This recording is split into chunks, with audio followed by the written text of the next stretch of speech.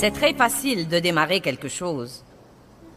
Mais tout le monde ne finit pas ce qu'il a démarré. En fait, je dirais que lorsqu'il s'agit des buts spirituels en particulier, les gens, dans leur immense majorité, ne finissent jamais ce qu'ils ont démarré. Nous démarrons un plan de prière et nous ne le finissons jamais. Nous démarrons un plan pour lire la Bible, nous ne le finissons jamais. Nous démarrons un bon livre chrétien et nous ne le finissons jamais. Combien de livres vous avez à la maison que vous avez commencé à lire et... Combien de livres de Joyce Meyer vous avez commencé à lire et que vous n'avez jamais fini? Combien de fois vous avez acheté une série de CD ou de DVD et vous avez bien l'intention de les écouter? Sinon, vous ne les auriez pas achetés, mais vous les prenez à la maison et vous n'avez jamais le temps de les écouter. Tant de gens ont un rêve spirituel ou une vision pour leur vie et pourtant très peu finissent en réalité. Paul disait qu'il était vraiment déterminé à finir sa course. Ça a toujours été très important pour moi de finir ce que Dieu me donne à faire. Mais il est important aussi de finir les autres choses dans notre vie. Si vous décidez de nettoyer votre penderie, faites-le. Si vous décidez de vous acquitter de vos dettes, faites-le. Si Dieu vous parle de votre santé et que vous savez que vous avez de mauvaises habitudes de santé, vous vous couchez trop tard et vous décidez de vous coucher plus tôt, faites-le. Si vous décidez de changer vos habitudes alimentaires, vous devez perdre du poids ou vous devez être plus sain, faites-le. Nous aimons les solutions miracles. Nous aimons la satisfaction instantanée. Mais ce n'est vraiment pas comme ça que Dieu travaille dans nos vies.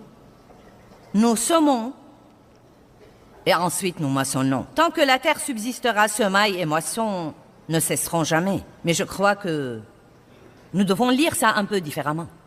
Tant que la terre subsistera, il y aura semailles, un temps, beaucoup de temps, et plus de temps, et plus de temps que nous n'aimerions. Et ensuite, pour ceux qui ne renoncent pas à mi-chemin, la moisson. Alléluia! Mais en réalité, l'apôtre Paul parle de la même chose dont nous allons parler. Pourquoi est-ce que je fais les choses que je fais? Romains 7 à partir du verset 15. Il dit, mais je ne comprends pas mes propres actions. Je suis perplexe, déconcerté. Je ne pratique pas et n'accomplis pas ce que je veux, mais je fais la chose même que je déteste, la chose même que mon instinct moral condamne. Or, si je fais normalement ce qui est contraire à mon intention, cela veut dire que je reconnais par là que la loi est bonne, excellente moralement, et je prends parti pour elle. Donc il dit, si je ne peux pas faire ce que je sais que je devrais faire, donc je dirais que j'ai vraiment besoin de quelque chose de l'extérieur pour me contrôler. La loi a été donnée sous l'Ancien Testament pour contrôler le peuple. Mais maintenant, nous avons quelque chose d'autre pour nous contrôler. Le Saint-Esprit qui vit en nous et nous fait savoir à tout moment ce que Dieu approuve et ce qu'il condamne. Cependant, ce n'est plus moi qui fais l'acte, mais le péché, le principe, qui habite en moi et qui me possède. Il y a environ 20 ans, j'ai essayé de lire ça et je m'y suis perdue. J'ai pensé, si ce n'est pas toi qui le fait dans ce cas? Car je sais qu'en moi le bien n'habite pas, c'est-à-dire dans ma chair. Vouloir le bien est à ma portée, mais je ne peux pas le faire. J'ai l'intention et la forte envie de faire ce qu'il faut, mais pas de puissance pour le réaliser. La raison en est que nous essayons de faire les choses nous-mêmes sans compter sur Dieu. Et maintenant, écoutez ce qu'il dit. Car je ne fais pas le bien que je veux et je fais toujours le mal que je ne veux pas. Maintenant, si je fais ce que je ne veux pas faire, ce n'est plus moi qui le fais, ce n'est pas moi-même qui agis, mais le péché, le principe, qui habite en moi, attaché et opérant dans mon âme. Je trouve donc en moi cette loi. Quand je veux faire le bien, le mal est attaché à moi et il est présent à côté de moi et je ne peux pas résister à ses demandes insistantes. Eh bien, vous devez lire ça probablement 5000 fois et faire que plusieurs personnes vous l'enseignent avant que vous ne le compreniez finalement. Mais le fin mot de l'histoire, c'est que soit Paul se rend compte de ça, soit qu'il commence à enseigner aux Romains et peut-être un peu des deux. Mais il disait, je vois deux choses en train de travailler en moi. Dans mon fort intérieur, j'ai ce désir de faire ce qu'il faut. Il y a une chose morale à l'intérieur de moi qui veut toujours faire ce qu'il faut. Et il n'y a pas une seule personne qui, par exemple... Non mais, vous voulez finir ce que vous avez démarré, n'est-ce pas? Vous ne démarrez pas quelque chose en pensant « Je ne veux pas finir ça, mais je vais le démarrer de toute façon. » Pour que je puisse échouer. Et haha, ça va être drôle, n'est-ce pas? Vous savez, non mais ce n'est pas pourquoi nous démarrons les choses. Nous démarrons les choses parce que nous avons vraiment l'intention de les finir et de nous sentir bien pour avoir atteint un but. Mais nous ne les finissons pas. Et ensuite, en fin de compte, nous sommes déçus par nous-mêmes et nous sommes découragés. Mon Dieu, je me souviens quand j'étais une jeune ménagère et que je ne comprenais rien de ces choses. Je ne me comprenais pas. Et j'étais toujours une personne qui voulait tout faire. Non mais je me levais le matin et je commençais à faire les lits et ensuite je me disais je devrais charger le lave-vaisselle et le démarrer. Je courais donc à la cuisine, je chargeais le lave-vaisselle et avant de finir de faire ça, pendant que les tiroirs et la porte étaient toujours ouvertes, je me disais je dois courir en bas et sortir la viande du congélateur pour le dîner. Je laissais donc le lave-vaisselle ouvert. Je courais en bas et je sortais la viande du congélateur. Et le téléphone sonnait et quelqu'un veut que je le prenne quelque part et j'allais le prendre. Vous savez. Non, mais à la fin de la journée, j'étais un gâchis absolu et rien n'était fait. Et la maison était une épave. Et quelqu'un me disait, qu'as-tu fait toute la journée? Que veux-tu dire par là? Qu'as-tu fait toute la journée? Eh bien, j'ai démarré 20 choses et je n'ai rien fini. Et ensuite, j'avais l'impression d'être une ratée. Paul disait, j'ai quelque chose de bien à l'intérieur de moi, mais j'ai cette autre chose... dans ma chair qui combat contre toutes les bonnes choses. Et Paul parlait en fait de la chose même dont je veux vous parler, c'est-à-dire la différence entre votre chair et votre esprit. Et je veux que vous appreniez à reconnaître quand fonctionne la chair et quand fonctionne l'esprit.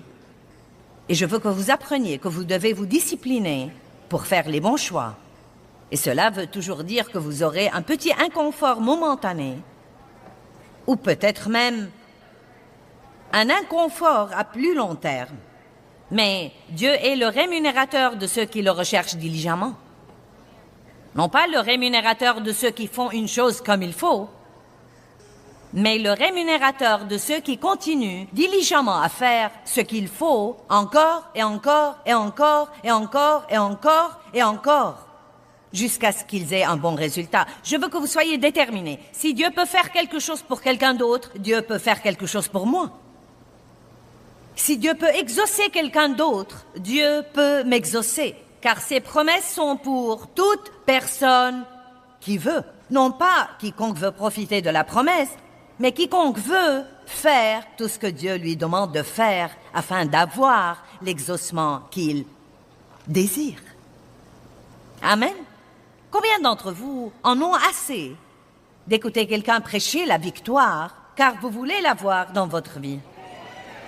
Bien, vous savez ce qu'il faudra faire? Il faudra rentrer à la maison et mettre en pratique ce qu'il a prêché.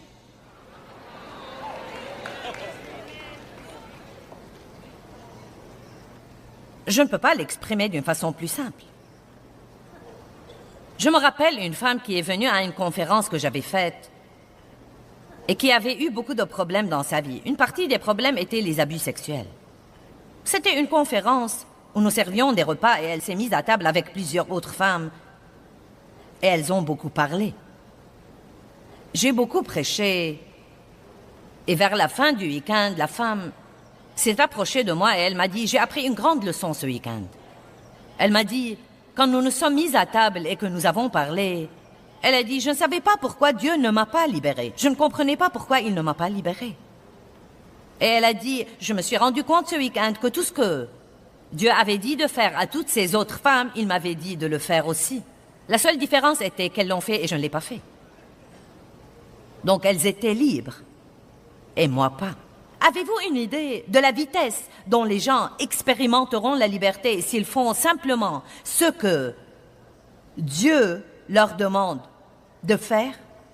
Mais s'il nous demande de faire quelque chose de difficile, nous cherchons toujours la facilité. Maintenant, pourquoi les gens font des trucs stupides dans l'espoir d'obtenir un résultat différent? Combien d'entre vous ont été autour de la même montagne encore et encore et encore? Et vous devez sûrement déjà savoir que vous n'aurez pas un résultat différent. Ah, combien de jours j'ai perdu dans les premières années de mon mariage à être furieuse contre mon mari. Il m'a fallu plusieurs années pour comprendre que ça ne le changeait pas du tout. Ça ne le rendait même pas malheureux. Il allait s'amuser et j'étais triste et malheureuse. La Bible dit, n'allez pas vous coucher fâchés, que le soleil ne se couche pas sur votre colère. Et pourtant, maintes et maintes fois, j'allais me coucher fâchée. Je savais ce que disait la Bible, mais je ne contrôlais pas mes émotions. Je n'étais pas prête à ravaler ma fierté et faire les choses à la façon de Dieu. Et je n'obtenais qu'une nuit d'insomnie, pendant que Dave passait une bonne nuit et avait de beaux rêves. Finalement, je suis devenue assez intelligente pour me dire, c'est carrément stupide. Pourquoi ne pas faire les choses à la façon de Dieu et voir si ça marchera? Donc, certains d'entre vous avez quelques aspects dans votre vie qu'il va falloir consacrer ce week-end. C'est plus facile de dire que vous le ferez ici qu'il n'est de rentrer chez vous et le faire. Mais je prie et j'espère vous enseigner avant la fin du week-end que la récompense de Dieu vaut tout. Elle vaut n'importe quel prix que vous devez payer pour avoir la paix, pour avoir la justice, pour avoir la joie, pour avoir la satisfaction de savoir que vous avez fini ce que Dieu vous a donné à faire, pour avoir le respect de soi et vous sentir bien et ne pas être contrôlé par les choses. Il n'y a rien de mieux que ça. Quelqu'un peut dire Amen? Ma fille qui est avec nous ce week-end a perdu 25 kilos pendant les 9 derniers mois. Et je suis tellement fière d'elle. Et en fait, Dieu m'a permis de l'encourager en cours de route. Et elle avait un but quand elle a commencé. Elle voulait porter mes habits. Et maintenant, nous faisons exactement la même taille. Eh bien, 9 mois de travail dur. Et je sais que vous voulez tous savoir, qu'a-t-elle fait, qu'a-t-elle fait, qu'a-t-elle fait? Vous savez quoi? Je ne vais pas vous le dire.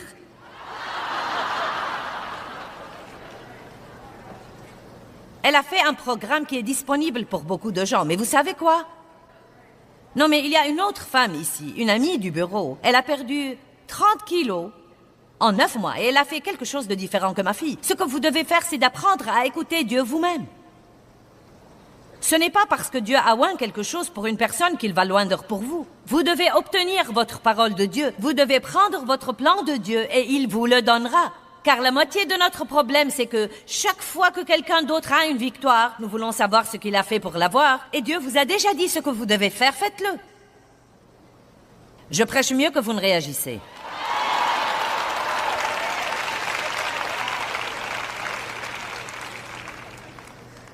C'est facile de vous engager dimanche soir quand vous êtes rassasié. Le problème vient mardi matin quand vous avez si faim que vous croyez que vous ne pouvez plus supporter.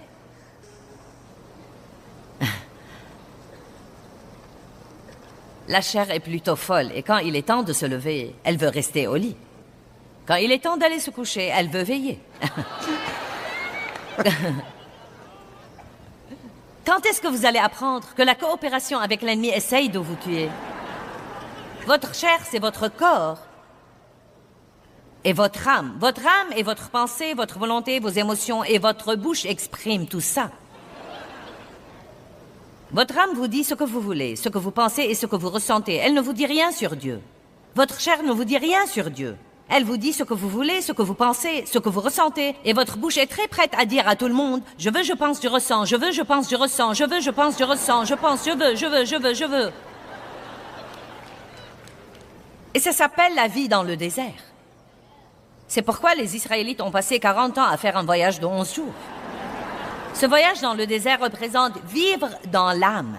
Eh bien, c'est l'étape enfantine du christianisme. Il y a 3 étapes dans le christianisme. L'étape enfantine, l'étape de transition, qui signifie qu'il y a un changement dans votre vie selon lequel vous ne servez plus Dieu pour qu'il fasse quelque chose pour vous, mais vous faites un changement radical. Et maintenant, vous venez à Dieu et vous lui dites, Dieu, que puis-je faire pour toi?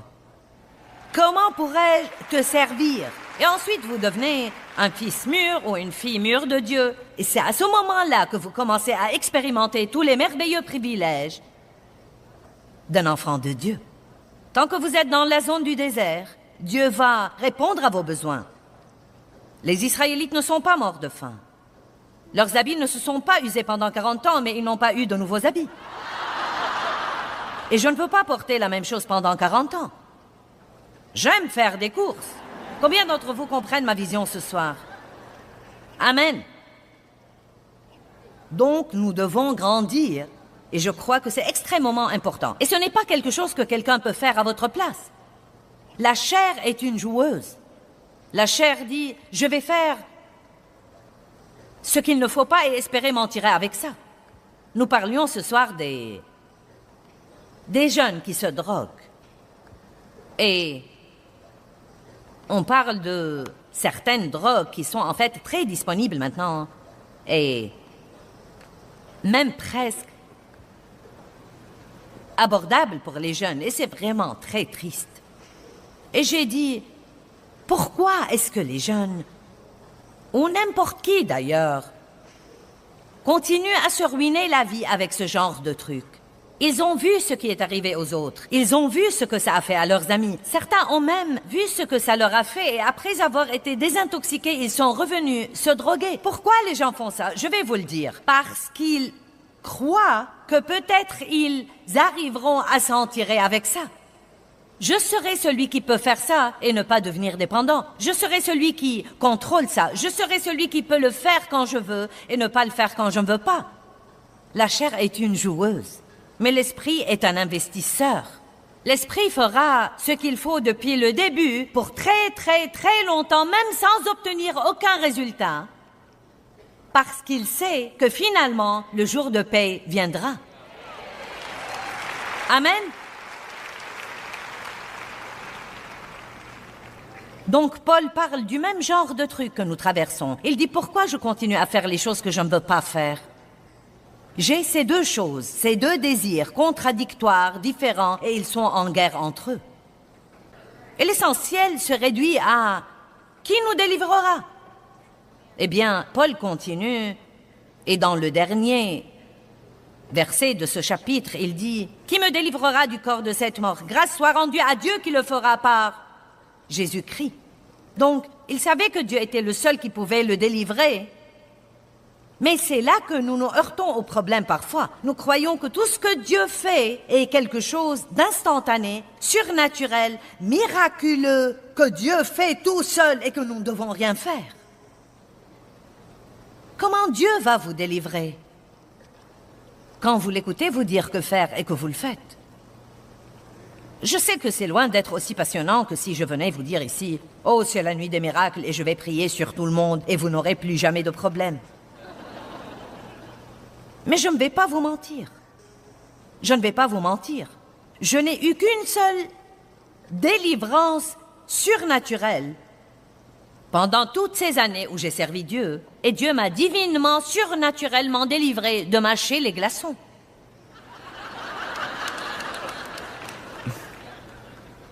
J'avais l'habitude épouvantable de croquer les glaçons tout le temps. Non, mais je les mangeais en hiver et je gelais. Et quand j'ai commencé à prêcher et à rencontrer des gens, nous serions dehors avec des ministres et je croquais. Et Dave m'a dit, Joyce, tu devrais faire quelque chose là-dessus. Et j'ai essayé d'arrêter et je n'ai pas pu arrêter. Et j'ai prié et tout d'un coup, j'ai arrêté à tout jamais. Donc je suis contente d'avoir eu cette délivrance. Sinon, je n'aurais même pas su ce que ça me ferait. Car Dieu me délivre normalement comme ça. Voilà ce que je veux que tu fasses. Je te donnerai la grâce de le faire si tu prends ma main et si tu ne regardes pas en arrière. Ça ne va pas être toujours facile, ça ne va pas être toujours rapide. Mais je te promets la délivrance si tu m'obéis. Et ensuite, je devais m'armer de patience et m'armer de patience. Dieu a souverainement délivré Dave des cigarettes, pas moi. J'ai dû souffrir. Et je crois qu'une des raisons pour lesquelles Dieu s'y prend comme ça avec moi est pour que je puisse comprendre et vous aider. Maintenant, nous croyons au miracle. Je sais que Dieu est le Dieu des miracles. Et je prendrai toujours un miracle si Dieu veut me le donner. Et j'espère que vous aurez un miracle. Mais si vous ne l'avez pas, je veux que vous sachiez quoi faire pour avoir toujours le même genre d'exaucement que quelqu'un d'autre. Et je veux vous révéler un petit secret. Les miracles ne vous mûrissent pas.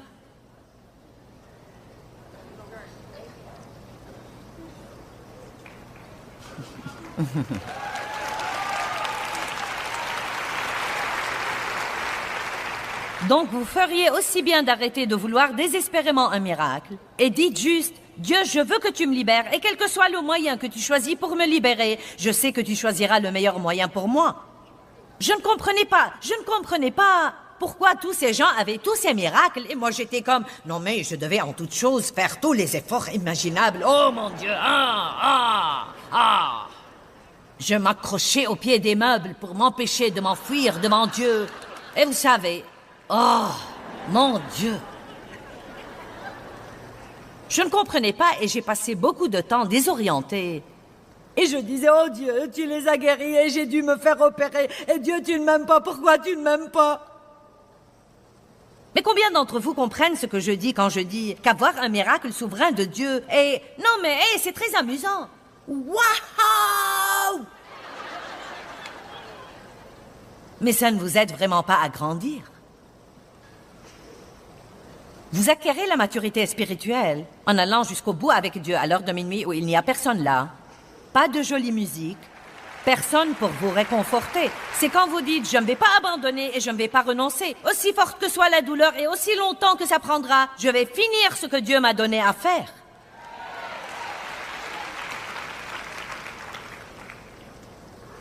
Amen. Romains 8, verset 4.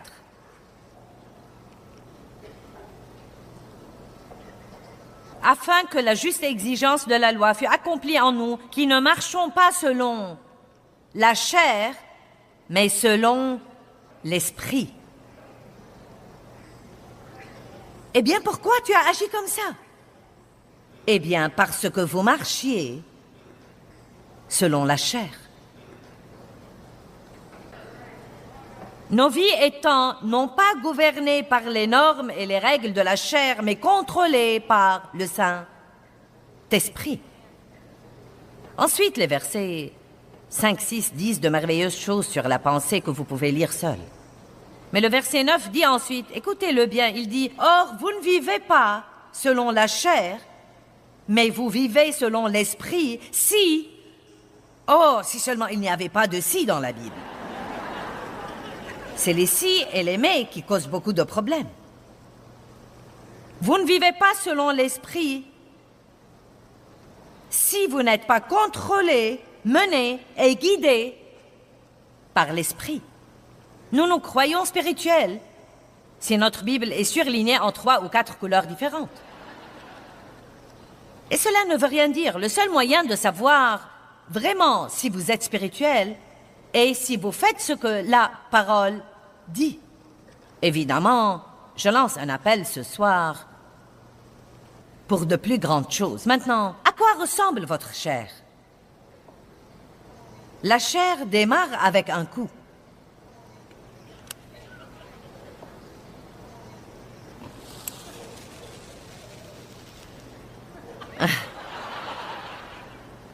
Quand j'étais en train d'étudier, c'est ce que Dieu m'a mis sur le cœur, et seulement les cierges magiques du 4 juillet. Montre aux gens comment est la chair.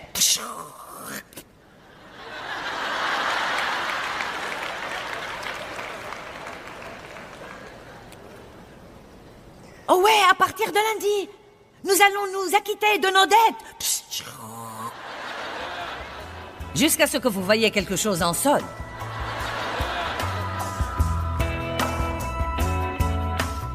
Eh bien, l'apôtre Paul lui-même a écrit dans Romains chapitre 7, « Je ne comprends pas les choses que je fais. » Et nous ressentons tous la même chose parfois. Vous savez, nous avons tous une chair et elle est normalement forte et elle veut commander. Mais nous devons toujours être prêts à ne pas lui prêter attention parce qu'elle s'éteint très vite. Consacrons tous les aspects de nos vies à Dieu.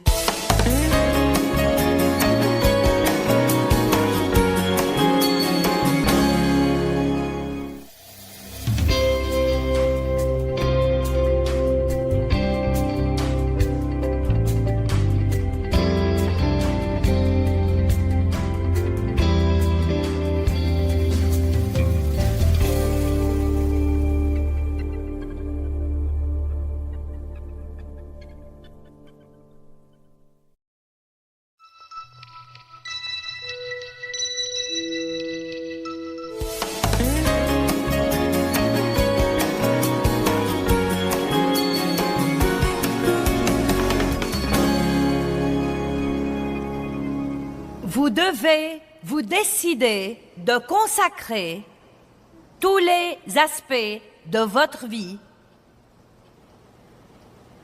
à Dieu.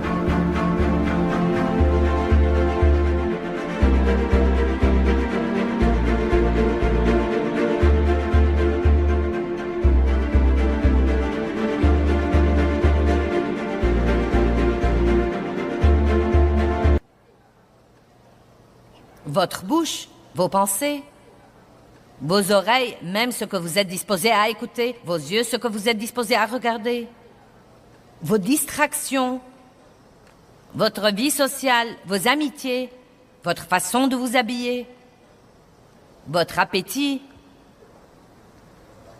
vos finances.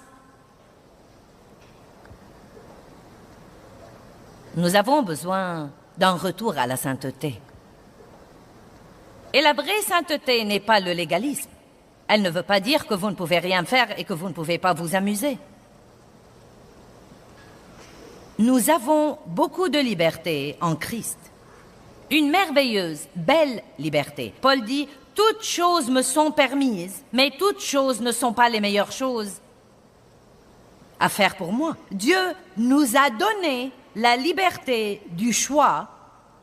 Et il y a beaucoup de choses que vous pouvez faire et elles ne vous enverront pas en enfer, mais elles vous empêcheront d'avoir une vie victorieuse sur terre. Vous m'avez entendu? Je vais répéter. Il y a beaucoup de choses que vous pouvez faire et qui ne vous enverront pas en enfer, mais elles nuiront à votre témoignage. Elles peuvent vous rendre inefficaces pour Dieu, car nous devrions être des vaisseaux utiles à l'usage du Maître. Et nous devons être oints par Dieu pour travailler pour Dieu. Et Dieu ne met pas son onction sur la chair. L'huile d'onction n'était jamais mise sur la chair. La consécration est un mot très facile à dire. Je pourrais m'arrêter tout de suite et faire un service de consécration. Et je pourrais avoir des gens brailler et hurler sur cet autel. Et nous pourrions imposer les mains sur les gens qui n'ont plus de cheveux et coucher tout le monde sur le plancher. Vous pourriez rentrer à la maison en pensant « La gloire était là ». Je vais vous dire où je veux voir la gloire. Je veux la voir dans vos maisons. Je veux la voir quand vous mettez ça à exécution. Amen. Certains d'entre vous savent très bien en ce moment les choses spécifiques qui vous entravent et qui déplaisent à Dieu. Dieu s'est occupé de vous là-dessus. Tout ce qu'il fait en ce moment, c'est de m'envoyer à vous comme une autre confirmation. Non pas que vous n'en ayez pas eu d'autres. Mais me voilà devant vous maintenant comme une autre confirmation pour vous. Nous avons des connaissances bien au-delà de notre niveau d'obéissance. Combien de fois faudra-t-il écouter « Pardonnez à vos ennemis » avant de l'appliquer?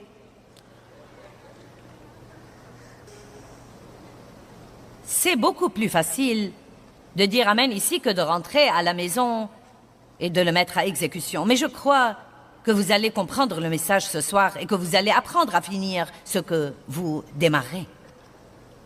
Il y a des exemples merveilleux dans la Bible. Tout d'abord, dans Hébreux chapitre 6, versets 10 et 11, la Bible dit que Dieu désire que nous allions jusqu'au bout, mais nous désirons fortement et sérieusement que chacun de vous montre la même diligence et la même sincérité jusqu'au bout. Vous voyez, nous commençons, mais à mi-chemin, nous abandonnons. Pour que vous jouissiez de la réalisation de vos rêves à la fin. Une femme est venue à l'hôtel une fois et elle m'a demandé de prier pour elle, pour qu'elle perde du poids. Et à l'instant où je l'ai touchée, j'ai eu une vision d'elle. Et vous savez, je l'ai vue prendre une décision et commencer avec détermination. Puis après, elle a changé d'avis. Puis elle est revenue pour qu'on prie pour elle. Puis elle s'est emballée et elle a recommencé de nouveau. Puis elle a abandonné, puis elle est revenue pour une nouvelle prière quelque part. Et elle a passé des années comme ça. Allez, je parle à quelqu'un. J'ai dit je parle à quelqu'un. Vous voyez, c'est là que ça devient plutôt difficile. Et c'est quelque chose que vous devez faire pour que...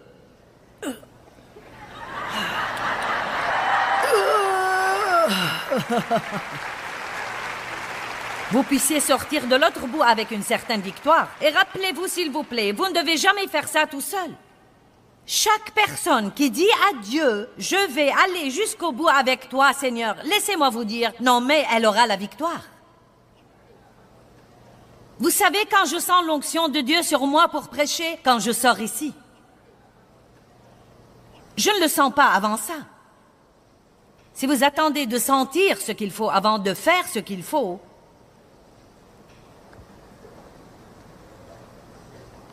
ça ne marche pas comme ça. Vous savez, la Bible est pleine de gens qui sont allés jusqu'au bout avec Dieu. Il y a quelques-uns dont la Bible parle, puis quelque chose arrive et ils s'éteignent et vous n'entendez plus jamais parler d'eux désormais. Mais Anne, par exemple, était une femme stérile et elle a prié et prié et prié Dieu de lui donner un enfant. Et elle a dit à Dieu, si tu me bénis et que tu me donnes un enfant, je te le rendrai et je te promets qu'il te servira tous les jours de sa vie. Maintenant, quand elle a rendu son enfant à Dieu, ce n'était pas comme nous faisons dans la consécration des bébés où nous donnons nos enfants à Dieu puis nous les reprenons avec nous à la maison. Non, mais quand elle a décidé de le donner à Dieu, cela voulait dire quand elle l'a sevré, elle a dû le prendre au temple et c'est là où il devait vivre pour le reste de sa vie, dans le service sacerdotal. Et c'est beau, si vous le lisez, comment elle a attendu jusqu'à ce qu'elle l'ait sevré. Ensuite, le jour où elle était censée le prendre, elle est allée et elle a parlé au prophète et elle a dit « Je suis la femme qui se tenait ici, près de cet autel, et priez Dieu de lui donner cet enfant. Et comme j'ai promis à Dieu, je suis maintenant venue le lui rendre. » Si seulement les gens gardaient leurs promesses, si seulement ils tenaient parole. Nous avons besoin d'intégrité dans notre monde aujourd'hui. Nous avons besoin de gens qui disent ce qu'ils vont faire et qui feront ce qu'ils ont dit. Et cela manque tellement dans notre société aujourd'hui. Laissez-moi vous dire quelque chose. Les pécheurs ne vont pas changer. Si quelqu'un va faire des étincelles dans ce monde, ce devrait être nous. Nous devons aller dans le monde et être des lumières brillantes, des étoiles et des phares brillants dans un monde obscur. Nous devons aller de l'avant et tous ceux qui se font appeler chrétiens devraient commencer à vivre cette vie dans la société et faire une différence. Les gens ne prêtent pas tellement attention à ce que nous disons, mais ils prêtent vraiment attention à ce que nous faisons. Regardons Actes chapitre 5.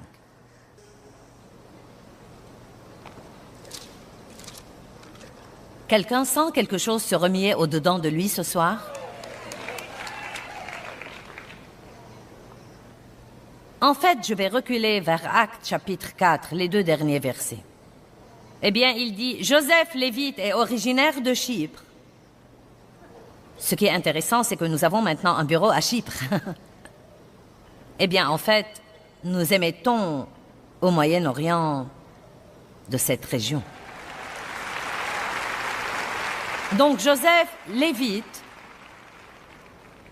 est originaire de Chypre, surnommé par les apôtres Barnabas, ce qui signifie fils d'exhortation, vendit un champ qu'il possédait, apporta la somme d'argent et la déposa aux pieds des apôtres. Maintenant, vous savez, je ne sais pas, peut-être que quand ils ont fait ça, les gens étaient comme « Oh, c'est génial, Joseph, tu es un type génial, alléluia !»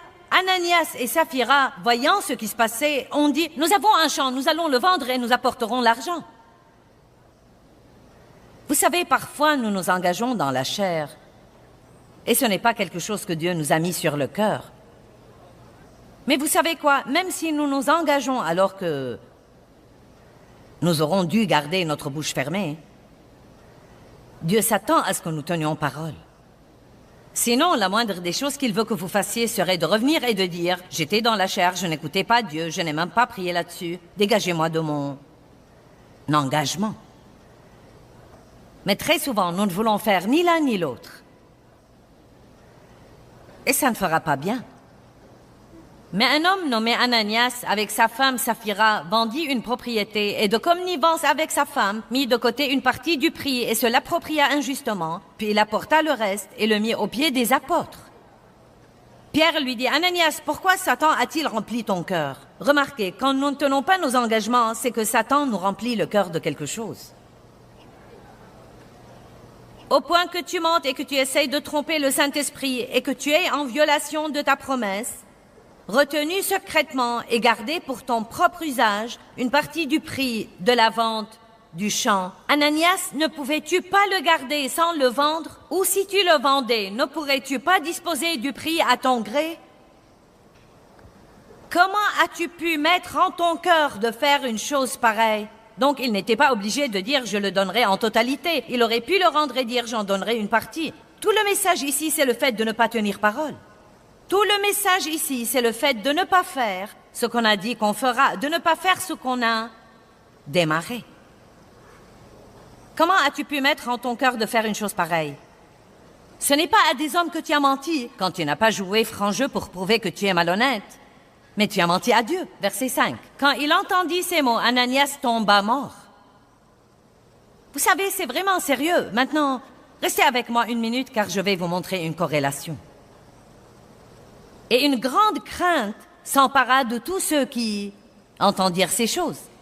Verset 6. Les jeunes gens s'étant levés vinrent alors ensevelir le corps et l'emportèrent pour l'enterrer. Environ 3 heures plus tard, sa femme entra sans savoir ce qui était arrivé. Pierre l'interpella. « Dis-moi, est-ce à un tel prix que vous avez vendu le champ? »« Oh oui, répondit-elle, c'est à ce prix-là. » Alors Pierre lui dit, « Comment avez-vous pu vous accorder pour tenter l'esprit du Seigneur? Écoute, ceux qui viennent d'enterrer ton mari sont à la porte et ils t'emporteront aussi. » Au même instant, elle tomba morte. N'est-ce pas un message encourageant ce soir? Et imaginez que ce soit presque fini et que je vous envoie chez vous avec ces pensées. Et quand les jeunes gens rentrèrent, ils la trouvèrent morte et l'emportèrent pour l'enterrer à son tour auprès de son mari. Maintenant, écoutez ça. Et toute l'assemblée et tous ceux qui apprirent ces choses étaient terrifiés et une grande crainte et une étrange terreur s'empara d'eux. Maintenant, par les mains des apôtres, les messagers spéciaux, beaucoup de miracles et de prodiges inouïs se faisaient au milieu du peuple et d'un commun accord ils se réunissaient tous ensemble dans le temple. Maintenant, remarquez qu'Ananias et Saphira sont tombés morts pour avoir menti. Mais remarquez aussi que de grands signes et de grands miracles et des prodiges énormes se faisaient dans l'Église et les gens se joignaient à l'Église tous les jours et par milliers. Maintenant, si nous nous demandons où les miracles sont partis,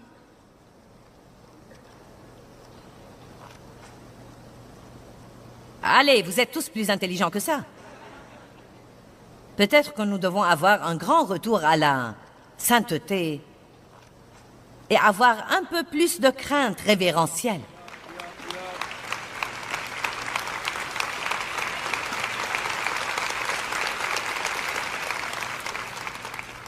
Dave et moi parlions justement la semaine dernière de ce sujet.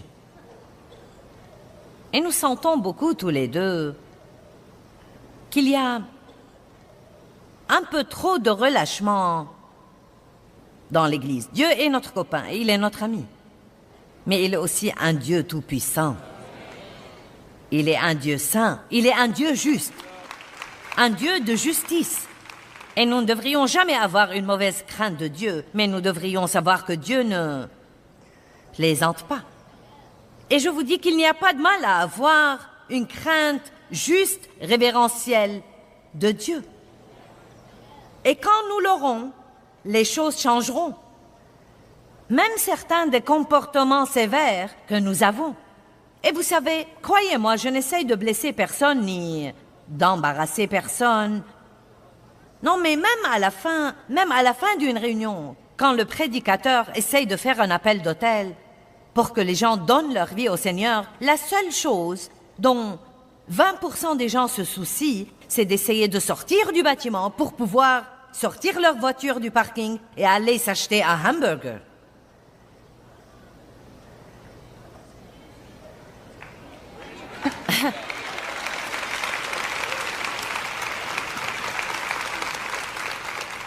Non mais, sommes-nous vraiment tellement pressés que nous devons froisser le Saint-Esprit et peut-être déranger un pécheur perdu allant en enfer, que le Saint-Esprit essaye de convaincre? Vous savez, on ne devrait pas dire ces choses, car toute personne qui fait ça et qui est vraiment régénérée, sait dans son esprit, quand elle se lève, qu'il ne le faut pas.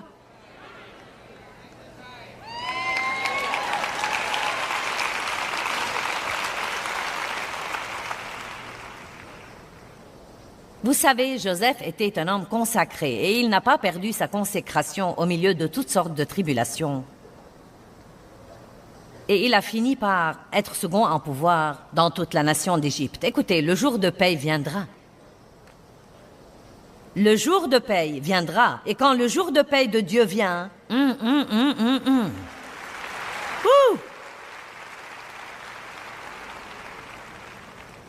Esther avait son plan. Elle était une jeune fille, et je ne sais pas quel était son plan, mais ce n'était sûrement pas d'aller faire partie d'un harem dans le palais du roi.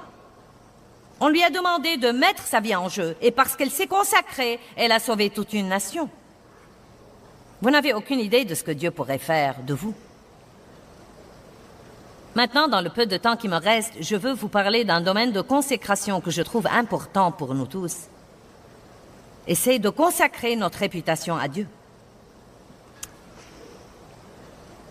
Notre réputation est ce que les autres pensent de nous. C'est leur opinion. Et nous nous soucions trop de ce que pensent les gens. C'est presque comme une maladie dans notre société. Et tout le monde veut que les gens les aiment. Mais je peux vous dire tout de suite, tout le monde ne va pas vous aimer. Quoi que vous fassiez. Tout le monde ne va pas aimer votre nouvelle coupe, tout le monde ne va pas aimer vos nouveaux habits ou votre voiture. Ils ne vont pas aimer votre personnalité. Non, mais tout le monde ne va pas vous aimer. Dieu merci, beaucoup de gens vont vous aimer, mais pas tout le monde. Et vous devrez apprendre à expérimenter le rejet dans votre vie et à encore vous en débarrasser et continuer à marcher avec Dieu. Je lis en ce moment un livre de A.W. Tozer qu'il a sûrement écrit il y a assez longtemps. Donc, ils avaient le même problème à l'Église à l'époque. Et il dit, ce que nous avons à l'Église maintenant, c'est la respectabilité mortelle. Et pourtant, au milieu de cela, les chrétiens ne sont généralement pas respectés du monde. Et nous devrions l'être, même s'ils ne nous aiment pas ou ne veulent pas être comme nous. Ils devraient nous respecter. Et le seul moyen pour qu'ils nous respectent est que nous vivions la vie à laquelle nous disons que nous croyons.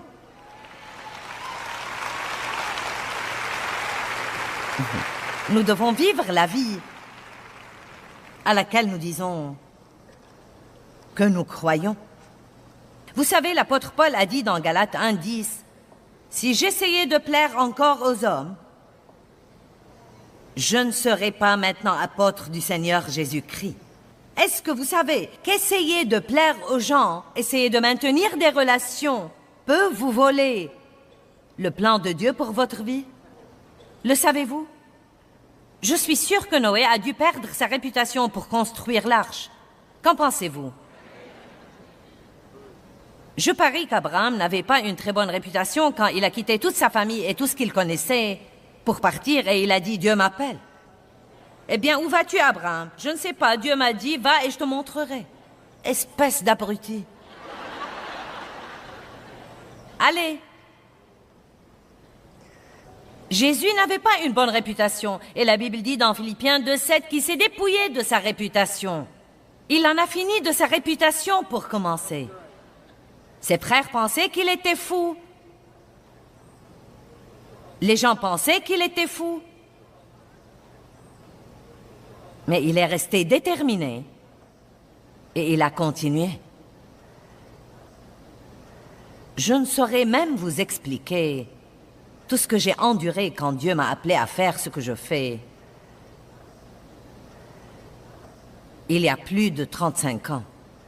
C'était vraiment une époque très dure et solitaire pour moi. Et j'ai dit à Dave il y a environ 2 semaines, je lui ai dit, tu sais quoi, je ne sais pas comment je suis arrivée de là où j'étais à là où je suis. Je ne sais pas comment j'ai réussi à surmonter tous les trucs qui sont venus contre moi. Sauf que je supportais ça avec Dieu un jour à la fois. Et une des choses que j'avais... Laissez-moi finir. Une des choses que j'avais... Non mais j'avais ça. Je ne vais pas abandonner. Non mais abandonner est vraiment quelque chose que je ne peux même pas envisager. Je ne vais ni abandonner, ni renoncer. Et je sais que Dieu m'a donné beaucoup de grâce. Je ne serais certainement pas là si ce n'était la grâce de Dieu. Mais je vais vous dire que n'importe qui peut abandonner. Cela ne demande aucun talent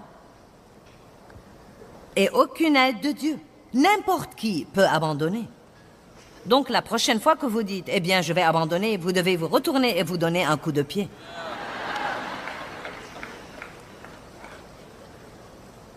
Car c'est quelque chose que vous ne devriez jamais faire. Si vous ne pouvez pas avoir un autre témoignage, ayez au moins celui-ci. Je suis toujours là. Amen. Je suis toujours là. Malgré tout ce que le diable a lancé contre moi, je suis toujours là.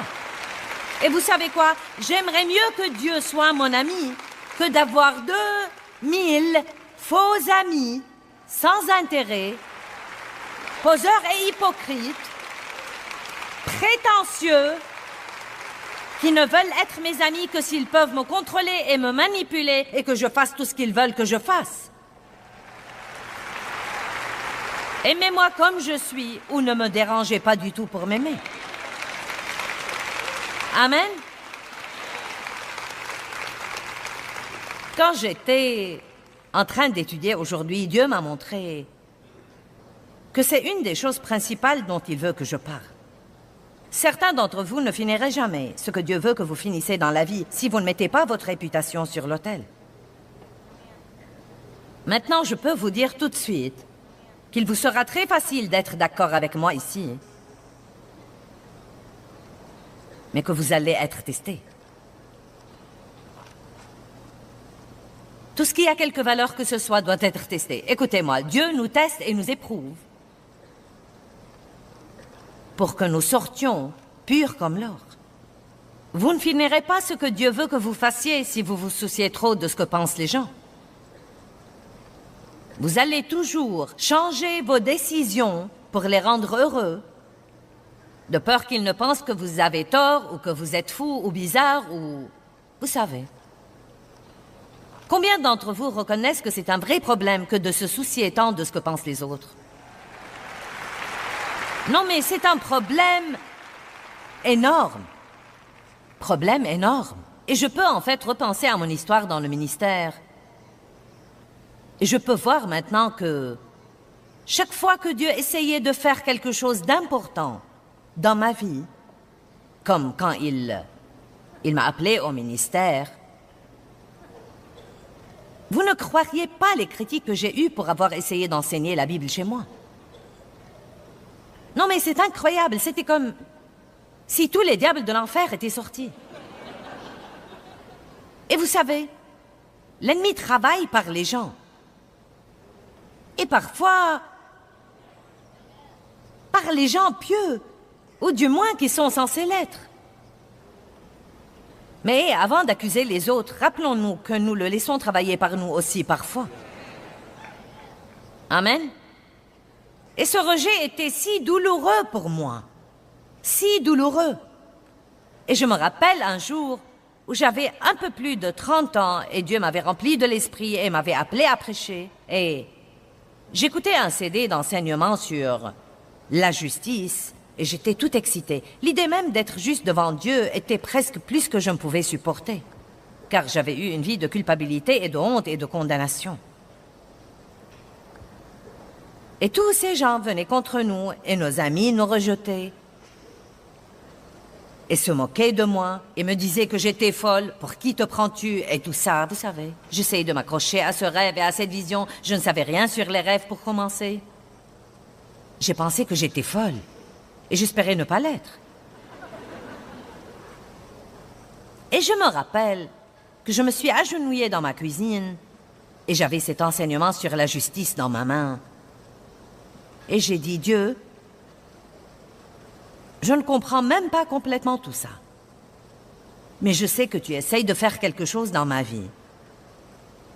Et même si je perds tous mes amis et mes proches et que tout le monde pense que je suis complètement folle, je vais continuer avec toi.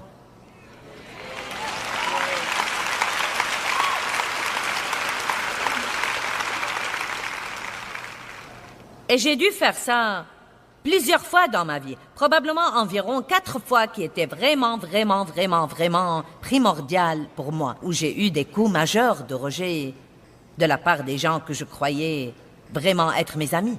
C'est douloureux quand vous pensez que les gens sont vos amis, puis vous découvrez qu'ils ne le sont pas.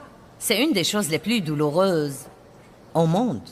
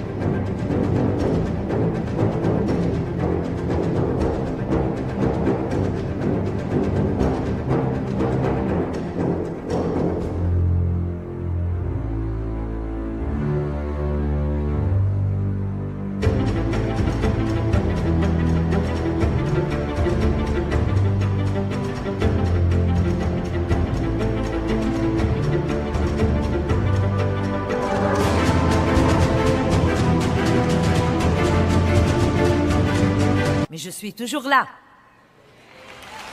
Amen. Et je ne m'en irai pas. Alléluia.